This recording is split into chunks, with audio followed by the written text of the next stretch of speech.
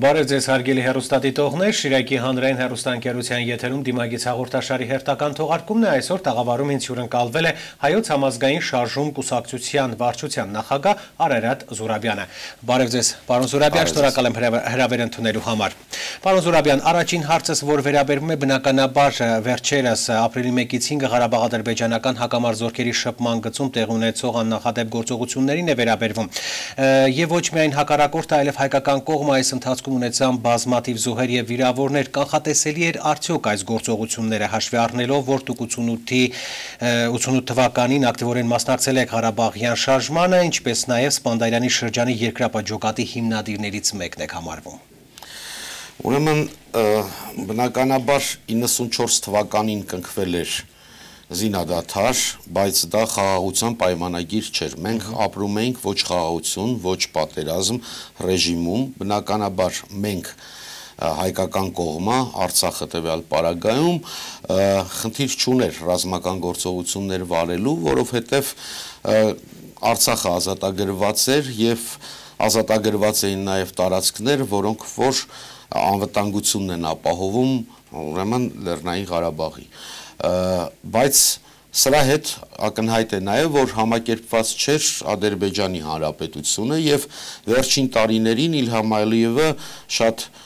լուրջ քայլեր էր ձեռնարկում Ադրբեջանի էլ ավելի ռազմականացման, ձեռք էր բերվում մեծ քանակությամբ զենք եւ զինամթերք, ցավոք սրտի մեր ստրատեգիական բարեկամ Ռուսաստանի կողմից նրանց վաճառվում էր այնպիսի զինատեսակներ, որոնք որ ինչ որ մի օր պետք է գործածվեին եւ գործածվելու պարագայում դրանք գործածվելու էին բնական է միայն եւ միայն այս ուղղությամբ Լեռնային Ղարաբաղի կամ Հայաստանի, որը իմ համար կարելի ասել կամ մեզ համար գրեթե նույնն է, իսկ սա ակնհայտ էր։ Ցավոք սրտի ուրեմն կանխատեսելի էր, որ ինչ որ պահի կարող է սկսվել, դրա համար էլ մշտապես Լեռնային Ղարաբաղի պաշտպանության բանակը պատրաստ է, սակայն այս անգամ աննախադեպ էր, շատ ուժգին էր, շատ ծանր էր, շատ ցավալի էր, որ ունեցանք կորուստներ բազմաքանակ, բազմաթիվ զինվորներ կորցրեցինք եւ քաղաքացիական անձանց շրջանակներում տեղի ունեցան վայրենություններ, բան, որ հատուկ չէ 21-րդ դարում ապրող նորմալ հասարակություններին, բայց ինչևէ, ես կարծում եմ, որ սա պետք է առանձին քննության առարկա դառնա հետագայում եւ մենք պետք է ամեն ինչ անենք սրա համար։ Ցավալի են կորուստները, բայց շատ նաեւ ոգևորիչ է այն, որ մենք կարողացանք ուրեմն վերականգնել բոլոր այն կորուստները, դիրքերը հետ գրավել, ունեցանք ուրեմն մեծ կորուստներ պատճառեցինք հակառակորդին, թե զինտեխնիկայի, թե մարդկային ուժի առումով եւ կարողացանք բերել այն ստատուս կվոին եւ կարծում եմ մի քիչ էլ ավելին, որը որ արկա էր մինչեւ այս գործողությունները։ Իհարկե ցավալի է, որ այս ամենը տեղի է ունենում, բայց ես կարծում եմ, որ մենք հայկական կողմը գոնե պետք է միշտ պատրաստ լինի դիմակայելու հակառակորդին եւ շատ ողջունելի է այն ոգևորությունը, այն միասնականությունը, որը մեզ բոլորիս էր ուրեմն համախմբել իրար կողք, անկախ քաղաքական հայացքներից, անկախ այլ այս կամ այն մոտեցումներից, սոցիալական կամ այլ դժգոհություններից, բոլորը կարծում եմ իրենք սրտով Ղարաբաղում էին, շատերը մեկնեցին Լեռնային Ղարաբաղ, երկրապահ-միությունը, ասենք, շատ մեծ կազմով այնտեղ գնաց եւ հայտնվեցին տղաները դիրքերում, ես կարծում եմ, որ շատ ողջունելի էր այն ամեն ինչ, որ մեր կողմից կատարվեց։ Պարոն Զուրաբյան, եթե փորձենք մի փոքր վերլուծություն իրականացնենք, Ալիև կրտսերը կողոպտելով իր բնակչությանը սպառազինություն ձեռք բերեց եւ այն օգտագործեց մեր դեմ։ Արդյոք այս լայնածավալ գործողությունները փոքրիկ հաշվետվություն չէր իր ազգաբնակչությանը,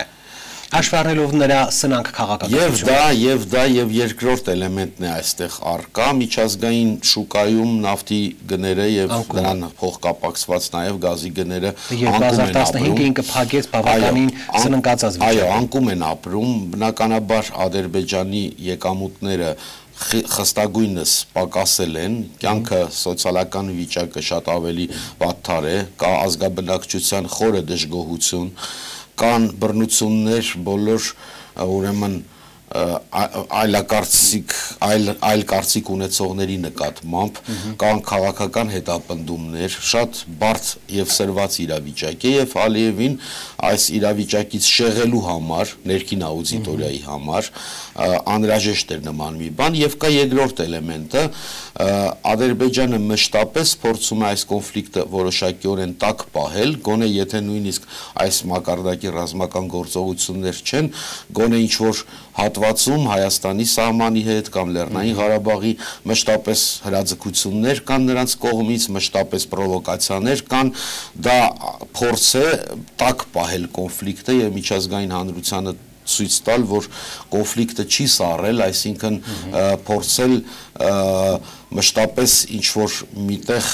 հիշեցնել սրա մասին, որովհետև իրենք հաշտված չեն նրա հետ ինչ տեղի է ունեցել։ Բարբերաբար հայտարարություններով է հանդես գալիս, որ մենք պետք է հետ բերենք Ղարաբաղը, այսինքն ժողովրդին հույսերով անընդհատ կերակրելը։ Մի բան ակնհայտ է, որ այսօր ուրեմն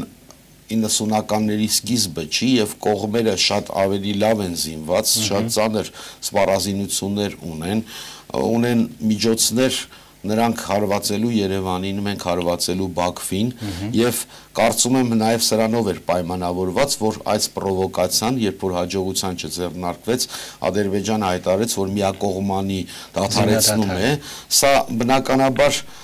նրանք տարբերակ չունեն, եթե չէին դադարեցնում, սա լայնածավալ պատերազմի պետք է վերածվեր, իսկ լայնածավալ պատերազմի դեպքում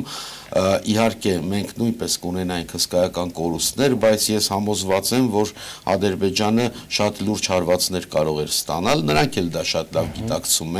գիտակցել են թե առաջ, թե այսօր եւ եթե հաշվարկեին, որ իրենք կարող են ռազմական ճանապարհով այս խնդիրը լուծել, ես կարծում եմ նրանք արդեն իսկ լուծած կլինի։ Պարոն Զուրաբյան, ինչ է կարծում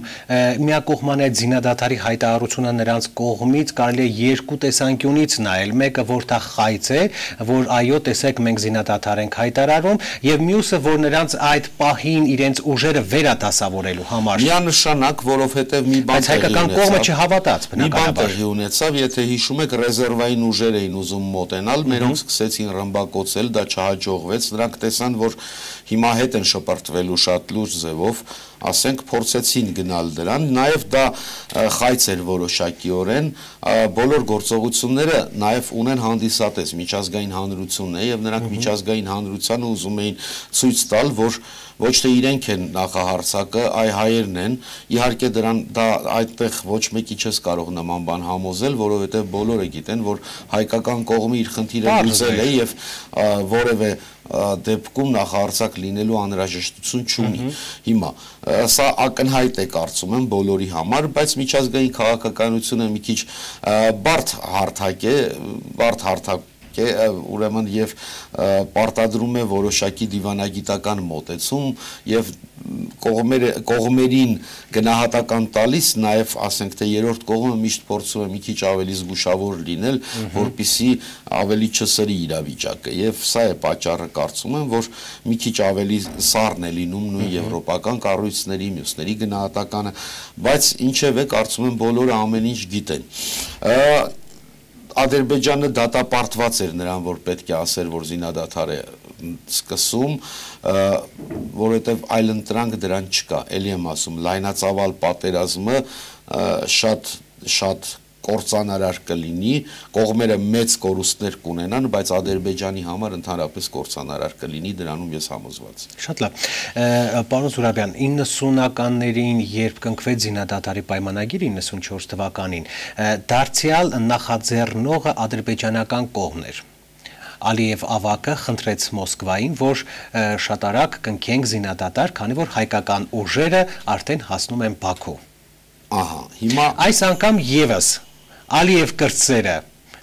վերստին իր կաշվի վրա զգաց հայկական ուժի զորությունը, թե հայկական բանակը ինչի է ընդունակ, հայկական բանակը այո մարտունակ բանակ է, հայկական բանակը այո հաղթող բանակ է։ Միանշանակ հայկական բանակը ու այն երիտասարդները այդ 18-ից 20 տարեկան տղաները ապացուցեցին, որ իրենք շատ բարձր են պահում, ուրեմն հայկական բանակի պատիվը, հայ ժողովրդի պատիվը եւ այն սխրանքները, որ նրանք գործեցին այդ օրերին, դրա վառ ապացույցն են, փառք այդ տղաներին, ցավում եմ բոլոր եւ ցավակցում եմ բոլոր նրանց ընտանիքներին ու հարազատներին, ովքեր չկան այսօր, ում կորցրեցինք ցավոք սրտի, ավաղ պատերազմը այդպիսի բան է, կորուստներ միշտ լինելու են, ցավալի է շատ, բայց դա է իրողությունը։ Ես կարծում եմ, որ բնականաբար ադրբեջանական կողմը չէր սպասում նման պատասխանի։ Ինձ թվում է, որ նրանք կարծում էին, որ շատ ավելի հեշտ կկարողանան դիրքեր գրավել, առաջ շարժվել, ինչ որ հատված գրավել եւ կանգնել արդեն իսկ դադարեցնել, բայց սեփական աուդիտորիային, սեփական հասարակությանը ցույց տալ, որ իրենք ինչ որ բանի հասել են։ Իհեճուկս իրենց մենք ապացուցեցինք, որ դա հնարավոր չի, թույլ չի տրվի դա եւ կանգնեցրեց եւ փաստորեն նրանք ստիպված էին կանգնել, նաեւ եղավ արձագանքը միջազգային հանրության, ռուսական կողմի եւ այլն, եղան բանակցություններ Մոսկվայում, ցավում եմ մի բանի համար, որ բանակցող կողմերը եղել են Ադրբեջանի եւ Հայաստանի ուրեմն պաշտպանական հակարգերի շտաբի ղեկավարները, ես կարծում եմ, որ մենք պետք է պնդեինք, որ Ղարաբաղի ներկայացուցիչը պետք է լինի այդտեղ, որովհետև Հայաստանը այստեղ անելիք չուներ, Հայաստանի վրա չէին հարձակվել էին Լեռնային Ղարաբաղի Հանրապետության։ Բայց ինչևէ, հիմա սա տեղի ունեցավ, նորից հիմա ուրեմն դադար, որը մշտապես էլի ուղեկցվելու է կրակոցներով, դրանում մենք համոզվել ենք եւ այս օրերին էլ տեսանք, որ էլի կան կրակոցներ, 1 զոհ, 2 զոհ միշտ ասենք տենց լինում է, ցավալի է սա, ինչևէ, ու համանախագահները այցելեցին Ադրբեջան, վաղ այցելելու են նաև Լեռնային, այսօր այցելելու են Լեռնային Ղարաբաղ, վաղը նաև Հայաստան, ինչ որ տեղ կարող է ակտիվանալ բանակցային process-ը, բայց ցավոք սրտի Ադրբեջանը կարծում եմ դեռևս պատրաստ չէ դրան, դրա վառ ապացույցը այն է, որ Ադրբեջանը մշտապես դեմ է մոնիտորինգի այն մեխանիզմներին, որ առաջարկվում է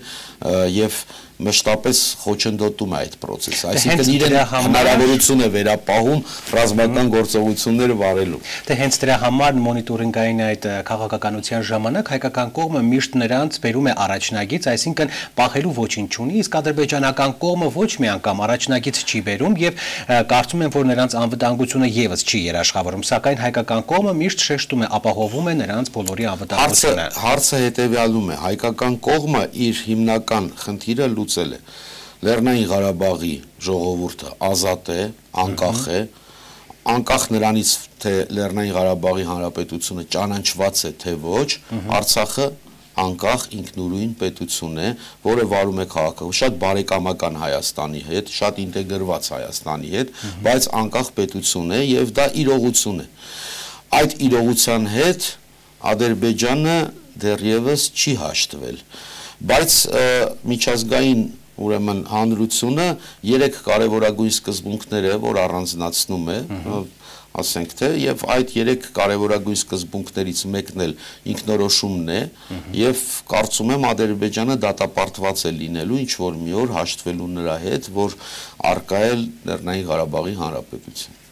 Շատ լավ, մինչ ապրիլի 5-ը պարոն Զուրաբյան կոչեր էին հնչում խաղաղ բանակցություններ, խաղաղ կարգավորում, իսկ հիմա մենք այս պահին ունենք այն ինչ ունենք, լարված սահմանագոտի, զոհեր, վիրավորներ։ Մենք ունենք նաև մի այլ բան, ուրեմն սրանից զատ հիմա process-ներ են տեղի ունենում, արդեն ասեցի, որ համանախագահները այցելություն են կատարում, նաև կան այլ այցելություններ, օրինակ Լավրովն էր այսօր Ադրբեջանում, վաղը Հայաստան է այցելում Ռուսաստանի վարչապետ Մեդվեդևը, մի քանի օր հետո Լավրովն է այստեղ լինելու, այսինքն համանախագահներն են տարածաշրջանում, այսինքն ինչ որ գործընթաց դեպի խաղաղություն տանելու, կարծում եմ արկա է։ Հիմա թե ուր կգնա այս գործընթացը, դեռևս պարզ չէ, նաև պարզ չէ Ադրբեջանը համակերպվել է այն հարվածի հետ, որը ստացավ, պետք է նաև առանձնացնել մի բան, որ հայկական կողմը Կարմիր խաչին ընդառաջ գնալով հնարավորություն է տվել, որպեսզի այն բազմաթիվ դիակները, որոնք որ այսօր գտնվում են Հայաստանի Լեռնային Ղարաբաղի տնօրինության տակ գտնվող հատվածում, մեր ազատագրված տարածքներում, որպեսզի կարողանան ուրեմն ադրբեջանցիք վերցնեն իրենց դիակները, եւ ես կարծում եմ միջազգային կոնվենցիաներին համապատասխան հայկական կողմը գործում է, որը չի կարելի ասել Ադրբեջանի մասին, որը որ խաղաղ բնակիչների սպանությունների գլուխ կտրելու եւ այլն անհասկանալի տրամաբանական քայլերի դիմաց կողմ է ասել։ Պարոն Զուրաբյան, տեքստուկ նշեցիք, որ Մոսկվայում տեղ ունեցավ երկու երկրների գլխավոր շտաբի պետերի հանդիպումները եւ հրադադարի ռեժիմ, այսպես ասած, սահմանվեց, զինադադար, ինչու այն տեղի չունեցավ ավելի շուտ, ըստ ձեզ։ Շատ լուրջ եւ շատ կարեւոր հարց եք տալիս։ Մի բան ակնհայտ է ռուսական քաղաքականությունը տարածաշրջանում Մինչ այդ հնչեցին տարբեր հայտարարություններ եւ Վլադիմիր Պուտինի կողմից, եւ արտգործնախարարի կողմից, եւ ինչու՞ չէ Պետդումայի падգամավորների կողմից, վերլուծաբանների կողմից։ Կա այդ ամենը, բայց հիմա տեսեք ինչ է տեղի ունենում։ Ես կարծում եմ, որ Ռուսաստանի Դաշնությունը միջազգային կոնվենցիաները որոշակիորեն ոտնահարելով հակամարտող կողմերին ասենք զինում է, դա միջազգային պրակտիկայում ասենք դատապարտելի եւ չընդունված երևույթ է։ Ինչևէ կա այսպիսի պատճառաբանություն, եթե մենք չվաճառենք այդ զենքը Ադրբեջանին, կլինի մեկ այլ կողմ, որը կվաճառի, հեղեղուկ է մի քիչ, ես տարբեր են գնահատականները, ես կարծում եմ, որ դաշնակիցը չպետք է ասենք, թե պոտենցիալ հակառակորդին, չնայած մի բան մենք խոսում ենք բնականաբար այս ամենից հենվելով մեր շահերից, Հայաստանի Հանրապետության ու Լեռնային Ղարաբաղի շահերից։ Հիմա ռուսական շահերը, ռուսական պետության շահերը նույն բանը որոշակիորեն տարբերվում են մեր շահերից, որովհետև կարծում եմ Ռուսաստանը ուզում է ունենալ նաև բարիդրացիական հարաբերություններ Ադրբեջանի հետ եւ ռուսական, եթե մեր կողմից դա մի քիչ անընդունելի է, ռուսական պետության կողմից կարող է դա նաև շատ տրամաբանական լինել, գոնե իրենց գնահատականներով։ Ինչևէ, ունենք այս իրողությունը, բայց ես կարծում եմ, որ Ռուսաստանի դերը շատ ավելի որակյալ կլիներ, եթե նա փորձեր կանխել նման երևույթները, ես կարծում եմ դրա համար բոլոր ամբողջ պոտենցիալը Ռուսաստանը ունի։ Ես կարծում եմ նույն Վլադիմիր Պուտինը շատ արագ կարող էր կապվել երկու երկրների նախագահների հետ եւ փորձել դադարեցնել այս process-ը։ Եթե հիշում եք կարճ ժամանակ առաջ օգոստոսին եղավ էլի ասենք թեժ բախումներ, այդ ժամանակ եղավ Պուտինի արձագանքը, այս անգամ փաստորեն այդ կապը մի քիչ ավելի пассив էր եղել։ Հայտարարության տեսքով ըստ երևույթին։ Այո, եւ ես կարծում եմ, որ Ռուսաստանը նաև իր որոշակի այլ շահերը ունի, որովհետև միջազգային հանրության հետ այսօր ունի լարված հարաբերություններ, դուրս գալով Սիրիայից միտեղ կոնկրետ նման իրավիճակներում շահավետ կլինի Ռուսաստանի համար, ցույց տալու, որ ինքը, ասենք, խաղաղապահ գործունեություն է իրականացնում, փորձում է հանդարտեցնել, ինչու՞ չէ, եթե կողմերը համաձայն լինեն, կուզենա իր խաղաղապահներին նույնիսկ տեղադրել, տեղավորել այնտեղ։ Ես կարծում եմ նման խնդիր իհարկե չունեն կողմերը, նման խնդիր գոյություն չունի, զուտ պետք է փորձել չզինել կողմերին, որպիսի կոնկրետ ասենք բան եւ փորձել բանակցային process-ը այնպես տանել, որպիսի հնարավորինս շուտ կնքվի խաղաղության պայմանագիր, կարծում եմ կողմերը կգան ընդհանուր հայտարարի, բայց սրա համար կարևորագույն մի ելակետային եւ առանցքային հարց կա։ Լեռնային Ղարաբաղը պետք է վերադառնա բանակցությունների սեղանին։ Առանց Լեռնային Ղարաբաղի մասնակցության այդ բանակցությունները ոչինչ են։ Նրանք, ասենք, անկախ նրանից, որ Հայաստանն ու Ադրբեջանն են բանակցում, Լեռնային Ղարաբաղի բացակայությունն այս բանակցություններում Իսկ ինչու է բացակայում Լեռնային Ղարաբաղը։ Դա 98 թվականից է գալիս, շատ ենք սրա մասին խոսել, որոշակիորեն ես կարծում եմ դա Ռոբերտ Քոչարյանի սխալի արդյունքում էր, ցավում եմ, որ այդպես է տեղի է ունեցել եւ մենք տևական ժամանակ փաստորեն Ղարաբաղի Հանրապետությանը զրկել ենք բանակցություններին մասնակցելուց, դա բայց միևնույն է պետք է վերականգնվի։ Փաստը մեկն էր, այսօր 3 ապրիլի 1-ից 5 ընկած ժամանակահատվածում Ադրբեջանը հարձակվել էր հենց Արցախի վրա, Լեռնային Ղարաբաղի պաշտպանական բանակն էր պայքարում, ասենք, եւ պաշտպանում այդ դիրքերը եւ այդ հաջողություններն էլ արձանագրել է Լեռնային Ղարաբաղի պաշտպանական բանակը։ Եվ առանց Լեռնային Ղարաբաղի կարծիքը հաշվի առնելու որևէ հարց այստեղ լուծել հնարավոր չէ եւ ամենակարևորը այդտեղ ապրում են հայ մարդիկ, որոնք ուզում են ապրել ոչ թե Ադրբեջանի Հանրապետությունում, այլ սեփական պետությունում։ Նրանք կերտել են այդ սեփական պետությունը, իրենց արյան գնով են կերտել, իրենց պայքարի գնով են կերտել եւ այսօր ունեն այդ պետությունը եւ ես կարծում եմ, որ այն հպարտ ժողովուրդը, որ ապրում է այդտեղ, երբեք չի համակերպվի, ասենք, հետընթացի հետ եւ երբեք չի համակերպվի այլ լուծման հետ։ Ադրբեջանը դատապարտված է լինելու ճանաչել Լեռնային Ղարաբաղը։ Ես դրանում համոզված եմ։ Պարոն Զուրաբյան, ուզում եմ նորից վերադառնանք եւ խոսենք ռուս-թուրքական հարաբերությունների մասին, որը անցնող տարվանից սկսած բավականին լարված իրավիճակում է գտնվում։ Արդյոք առաջնագծում տեղ ունեցած այս լարվածությունը նաեւ ռուս-թուրքական այս լարված հարաբերությունների արդյունքը չէր։ Ես չեմ կարծում, որ այդպես է, գոնե ուզում եմ հենվեմ ռուսական, ուրեմն ոչ թե այն աղբյուրների վրա, որոնք որ, ասենք, թուրքական հետք էին այստեղ ման գալիս, որովհետև շատերը ման էին գալիս թուրքական հետ։ Որովհետև իրադարձությունները այդպիսի զարգացումները ցույց տվեցին։ Եվ նման տպավորություն կարող է նախագահը զանգահարեց, շնորհավորեց կամ տպավորություն կարող է ստեղծվել բնականաբար, բայց կա մի բան, եկեք այսպես միջպետական հարաբերություններում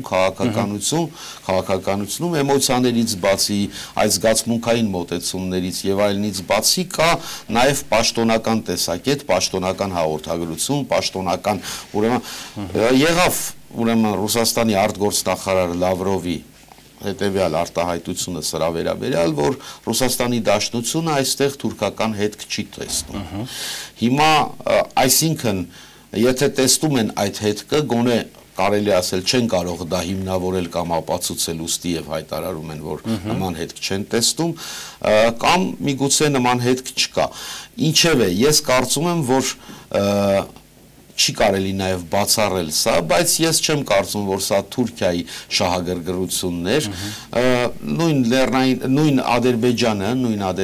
այդ խնդիրը ուներ, սրա մասին խոսեցինք եւ սա ինչ-որ մի օր պետք է տեղի ունենար եւ տեղի ունեցավ։ Ցավում եմ սրա համար, կլինեն կողմերը, որոնք նաև Ռուսաստանի շահագրգռվածությունը այստեղ կտեսնեն, որովհետև Ռուսաստանն էլ միջազգային խաղացողի դեր ստանձնելու համար նրան էլ ինչ որտեղ սա շահավետ է, որովհետև ինչ որ գնահատական կարող է հնչել, որ սա շահավետ է, որովհետև կանգնեցնելով այս գործընթացը Ռուսաստանը ցույց է տալիս, որ ինքը խաղաղության կողմնակից է եւ ոչ թե ռազմական գործողությունների։ Չեմ ուզում մտնել ենթադրությունների դաշտը, կա Ադրբեջանի Հանրապետություն, կանք մենք, Ադրբեջանի Հանրապետությունը սկսել է ռազմական գործողություններ, մենք adekvat պատասխան ենք տվել, շատ որակյալ պատասխան ենք տվել, Ադրբեջանը ունի շատ մեծ թվով, ուրեմն, կորուստներ, շատ մեծ թվով զոհեր, ելի եմ ասում, հպարտանում եմ այն տղաներով, որոնք մեր կողմից, ուրեմն,